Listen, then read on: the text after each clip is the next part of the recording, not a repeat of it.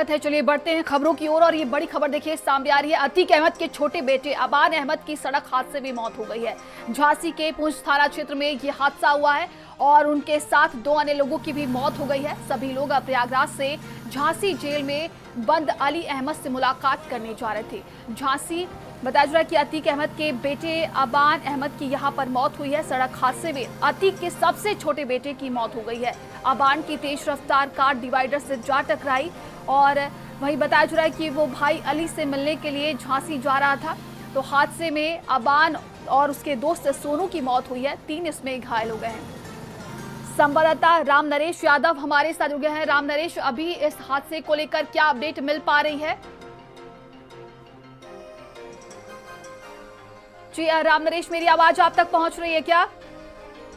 तो ये बड़ी खबर देखिए, हम आपको बता रहे हैं झांसी से, जहां पर ये हादसा हुआ है और अतीक अहमद के छोटे बेटे अबान के इस हादसे में मौत हो गई है। बताया जा रहा है कि तेज रफ्तार कार जो कि डिवाइडर से जा टकराई है और इस हादसे में उसके दोस्त सोनू की भी मौत हो गई है। 3 लोग इसमें घायल हुए हैं।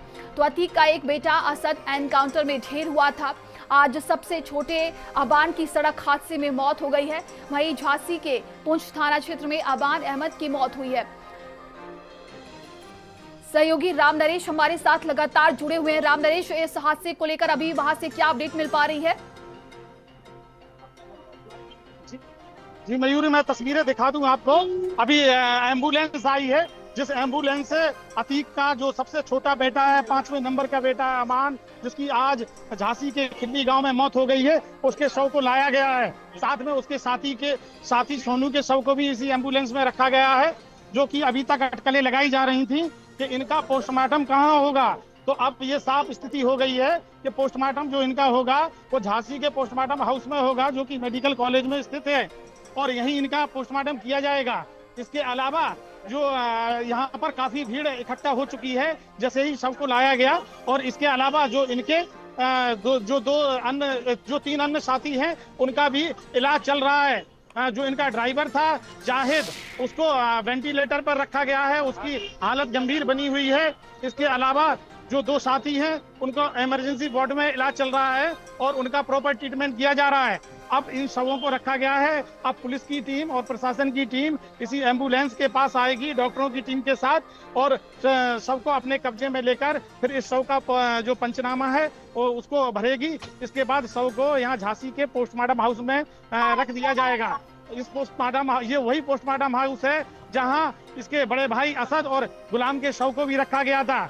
अब पूरी तरह से यहाँ पर हलचल होने लगी है और प्रशासन की टीम आने लगी है। अब इस एम्बुलेंस को जो शव का जो पंचनामा भरा जाता है, पंचनामा की जो चौकी है वो भी पास में ही है। अब इस एम्बुलेंस में ड्राइवर बैठ चुका है। अब इस एम्बुलेंस को यहाँ चौकी के पास ले जाया जाएगा, जहाँ पर प्रॉपर इसका पहले जो शव को देखा जाएगा और जो शव की जो फॉर्मेलिटियां हैं उनको पूरा किया जाएगा। इसके बाद इनका पंचनामा भरा जाएगा। पंचनामा भरने के बाद ही आप देख सकते हैं ये जो एम्बुलेंस है इमरजेंसी वार्ड से आगे की ओर बढ़ने लगी है। अब ये चौकी के पास खड़ा करके इसका प्रॉपर पंचनामा भरा जाएगा और जो आगे की जो प्रोसेस होती है उसको पूरा किया जाएगा। अब आपको हम तस्वीरों में दिखा रहे हैं जो एम्बुलेंस है, इसी एम्बुलेंस में अतीक के सबसे छोटे बेटे का शव रखा गया है, जो अपने भाई अली से मिलने के लिए आया था। आज जो जब अली के पास मिलने के लिए आया होगा तो कहीं ना कहीं मयूरी वो उन चीजों को लाया होगा जो लोगों मिलने वालों के लिए लेकर जाते हैं। कुछ खाने पीने का सामान भी लेकर आए होंगे। क्या पता था कि आज इतना दर्दनाक हादसा होगा कि इसकी मौत हो जाएगी। शव जो आपको बता दें, शव को चौकी के पास नहीं रोका गया, सीधे शव को पोस्टमार्टम हाउस के लिए रवाना कर दिया गया है। जो शव है उसको पोस्टमार्टम हाउस लेकर जा रहे हैं। इमरजेंसी से महज 300 मीटर की दूरी पर ही पोस्टमार्टम हाउस है, जहां पर शव को लेकर जाया जा रहा है।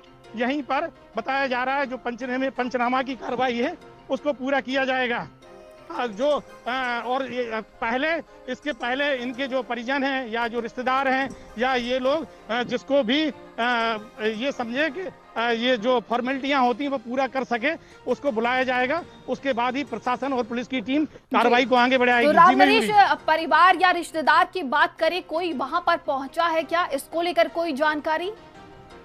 जी मयूरी, अभी परिवार और रिश्तेदार के लोग नहीं पहुंचे हैं, लेकिन जो अतीक का रसूख था वो पूरे उत्तर प्रदेश में था, जिसके चलते कई लोग ऐसे हैं जो यहाँ पर मौजूद हैं और जो अपनी पहचान छिपा रहे हैं। चूंकि मयूरी हम लोग उनको रात और दिन देखते हैं, इसलिए एक नज़र में भी समझ लेते हैं ये लोग कौन हैं। इसके बाद मैंने उनसे बात करने की कोशिश की तो उन्होंने कहा कि कैमरे के सामने हम बात नहीं करेंगे। कहीं ना कहीं उनके अंदर प्रशासन और पुलिस का जो डर होता है वो साफ साफ दिखाई दिया। उसके बाद मैंने उनसे फिर जानकारी लेने की कोशिश की। मैंने कहा ये जो घटना हुई है, इस घटना का असली कारण क्या है, तो उन्होंने भी मुझे घटना का असली कारण यही बताया कि जब इनकी गाड़ी आ रही थी तो रास्ते में सबसे पहले जो गाय थी वो सामने आ गई अचानक रोड पर, और गाय को बचाने के लिए इनकी गाड़ी, जो क्रेटा गाड़ी से ये लोग सवार थे, वो डिवाइडर से टकरा गई। आप तस्वीरों में भी देख सकते हैं जो क्रेटा गाड़ी थी वो कितनी भयंकर क्षतिग्रस्त हुई है। जब इस कंडीशन में हुई है, जब जो आसपास के लोग थे उन्होंने जब अनुमान लगाया तो उनका तो अनुमान ये था शायद ही गाड़ी में कोई बचा हो, लेकिन बताया जा रहा है जो सीट बेल्ट थे, जो वहाँ के जो उसके जो बैग होते हैं एयर बैग, रामनरेश जी, बिल्कुल आपके पास दोबारा वापस लौटेंगे और सहयोगी हमारे साथ धीरेन्द्र भी जुड़े हुए हैं। धीरेन्द्र, देखिए शव को यहाँ पर पोस्टमार्टम के लिए भेज दिया गया है, लेकिन फिलहाल कोई रिश्तेदार या परिवार के लोग वहाँ पर नहीं पहुंचे हुए हैं। आप इस वक्त प्रयागराज में मौजूद हैं, वहाँ पर देखिए क्या स्थिति है और आसपास के लोगों का क्या कुछ कहना है इस हादसे को लेकर? देखिए, जिस तरीके से अतीक अहमद और उसके गैंग के ऊपर लगातार कार्रवाई चल रही थी, तो जो उनके समर्थक हैं अब वो खुलकर मीडिया के सामने या प्रशासन के सामने नहीं आना चाहते हैं। यही वजह है कि जब उनका असद का इनकाउंटर हुआ था, उसके बाद जब उसका शव यहाँ पर लाया गया था तो भारी भीड़ यहाँ पर उनके घर, जो चकिया का टूटा हुआ घर था, वहां पर लोग इकट्ठा हो गए थे। उसके बाद फिर पुलिस ने उन पे कार्रवाइयां की थी, क्योंकि उसमें ज्यादातर लोग अपराधी किस्म के थे। क्योंकि जिस तरीके से IS 227 का एक बड़ा गिरोह था और वही लोग वो सक्रिय होकर और इस पूरे जिस तरीके से वहां पर मौजूदगी उनकी होने लगी थी, उस पर प्रशासन चौकन्ना हो गया था और कार्रवाई करना शुरू कर दिया था। उसके बाद से जिस तरीके से अब अतीक अहमद के जो 2 बेटे थे वो बाहर रह रहे थे, अपने रिश्तेदारों के यहाँ ठिकाना बदल बदल के रह रहे थे, तो ये किसी को जानकारी नहीं थी कि ये दोनों जो उनके बेटे हैं वो कहाँ और किसके घर पे कब रह रहे थे। तो ये सुरक्षा कारणों से भी था कि चूंकि अतीक अहमद जिस तरीके से बड़ा माफिया था, लेकिन उसी तरीके से उसके दुश्मन भी बहुत थे, तो सुरक्षा कारणों से भी वो दोनों इनके बेटे जो है वो ठिकाना बदल बदल के रहा करते थे। लेकिन आवान की जिस तरीके से आज सड़क दुर्घटना में मौत हो जाती है, मौत के बाद अब यहाँ का जो उनका मोहल्ला चकिया है, चकिया के लोग पूरी तरीके से शोकाकुल है। कहीं न कहीं अब परिवार के उनके ये जो मौत का है, ये चौथी, जिस तरीके से 2 हत्याएं अतीक और अतरफ की होती है, उसके बाद से जो उनका तीसरे नंबर का बेटा असद है वो STF के इनकाउंटर में ढेर हो जाता है, और फिर जो चौथे नंबर का सबसे अंतिम छोटा बेटा है आवान, वो सड़क दुर्घटना में उसकी मौत हो जाती है। तो एक ही परिवार के 4 लोग। जी धीरेन्द्र, आपके पास दोबारा वापस लौटेंगे। सहयोगी संदीप भी हमारे साथ जुड़े हुए। संदीप, इतना कुछ हो जाता है, हमने देखा 2023 की अगर हम बात करें तो यहाँ पर कई लोगों की जान जा चुकी है अतीक अहमद के परिवार की, लेकिन अतीक अहमद की पत्नी शाइस्ता परवीन अभी भी फरार चल रही हैं और वो कभी भी अभी तक सामने नहीं आई हैं। देखिए, अतीक अहमद की पत्नी फरार है या उसको कहीं पर छुपा दिया गया है, तमाम देखिए अटकलें जो हैं वो राजनीतिक गलियारों में और देखिए बाजार में चलती रहती है। लेकिन देखिए इसमें जिम्मेदारी तो पुलिस की है, इसमें जो भी जिम्मेदारी देखिए जांच एजेंसी की है कि माफिया अतीक अहमद की पत्नी, जिसके ऊपर देखिए इनाम भी था, तो मतलब समय बीत गया तो यानी ये कहा जा सकता है कि देखिए खबर दब गई है। गुड्डू मुस्लिम को लेकर भी देखिए तमाम तरीके की अटकलें लगाई जाती हैं। कोई कहता है कि पुलिस ने उसको मार गिराया, कई लोग तो ये भी कहते हैं कि शाइस्ता परवीन को भी पुलिस ने मार दिया है, लेकिन प्रामाणिकता देखिए सामने नहीं आती और देखिए पुलिस को ज़रूरत भी नहीं है, क्योंकि जब कोई सवाल ही नहीं कर रहा है तो पुलिस भी कह रही है कि ठीक है, जहाँ रहना है रहो, गुड्डू मुस्लिम तुम जहाँ रहो, शाइस्ता परवीन तुम जहाँ रहो। लेकिन फिलहाल आप ये समझिए कि आज देखिए जिस तरीके से क्रेटा गाड़ी, इसका मतलब देखिए उसकी स्पीड या तो बहुत ज़्यादा तेज़ थी, क्योंकि ये देखा जा रहा है कि गाड़ी का जो अगला हिस्सा है वो पूर्ण रूप से क्षतिग्रस्त हो चुका है। और देखिए क्रेटा है, कोई फॉर्च्यूनर तो है नहीं कि लड़ जाएगी, तो उसमें तमाम तरीके के जो सुविधाएं होती हैं जी, उससे जी, किसी सभी। को बहुत ज्यादा चोट ना आए। जी। लेकिन देखिए इसमें फिलहाल जो है वो 2 लोगों की मौत हो गई, यानी माफिया अतीक अहमद के बेटे की और जी। उसी के साथ साथ उसके दोस्त सोनू की।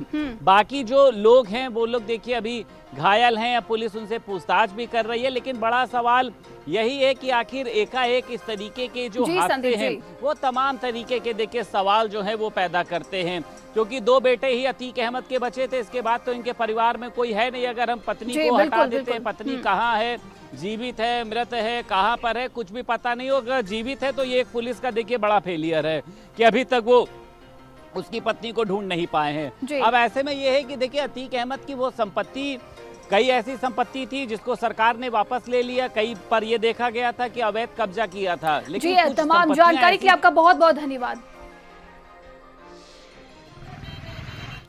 तो ये बड़ी खबर हम आपको बता रहे हैं, जहां पर देखिए अतीक अहमद के छोटे बेटे की सड़क हादसे में मौत हो गई है। अमान और सोनू के जो शव हैं वो अब झांसी मेडिकल कॉलेज, इसी एम्बुलेंस से दोनों के शव आए, इसी एम्बुलेंस के अंदर शव मौजूद है। हम आपको शव दिखाने की कोशिश कर रहे हैं। इसी एम्बुलेंस में दोनों ही के शव रखे हुए हैं। ये सब झांसी आ चुके हैं। अब इनका झांसी में पंचनामा किया जाएगा। इसके बाद झांसी में पोस्टमार्टम, इनका पोस्टमार्टम किया जाएगा। कैमरा पर्सन मोदी चौहान के साथ भारत समाचार झांसी।